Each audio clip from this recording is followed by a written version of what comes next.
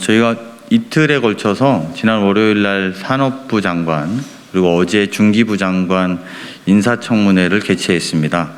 이 자리는 그 인사청문회에 대한 저희 산자위원들, 더불어민주당 산자위원들의 입장을 하는 것으로 하겠습니다. 저희 더불어민주당 산업통상자원 중소벤처기업위원회 위원들은 지난 5월 9일과 어제 각각 산자부 장관 이창양 후보자와 중기부 장관 이용 후보자에 대한 청문회를 진행했습니다. 이창양 산자부 장관 후보자는 본인 블로그 글이 문제되자 글 전체를 삭제하고 계정을 탈퇴하여 국민의 정당한 검증을 회피하는 증거인멸 행위를 하는 것으로 본인 청문회에 포문을 열었습니다. 또한 산자부 출신이라는 이유로 산자부 장관 후보자로 지명되었지만 공직생활의 3분의 1을 본인 박사학위 취득을 위해 휴직으로 보냈고 박사 취득 직후에 5개월 만에 퇴직하여 교수로 임용되는 등 소위 공무원들의 유학 먹튀와 꼼수 이직 논란이 일어 후보자의 공직관을 의심케 했습니다.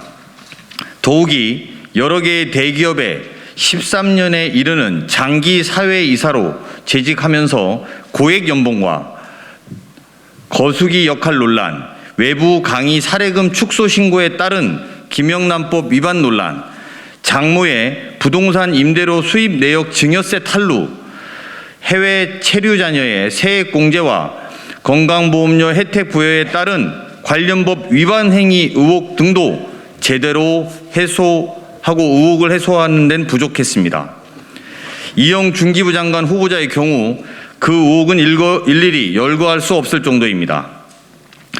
본인이 설립한 회사가 정부의 자문위원을 맡는 동안 셀프 수주 논란, 순이익 증가, 청년 내일 체험 공제 중도 해지 등 직원 불만, 기술 수출 대상 회사의 일본 역사 왜곡 논란도 있었습니다. 또한 후배 스타트업 벤처기업을 양성하겠다고 설립한 창업투자사는 지인의 다른 회사를 인수하는 데 사금고로 사용되었거나 부적절한 웹툰에 투자했다는 의혹, 내부 정보를 이용하여 상장을 앞둔 회사에 투자하는 의혹이 있으나 관련 법상 투자 요건을 만족하지 못하여 중기부로부터 시정명령을 3차례나 받았습니다.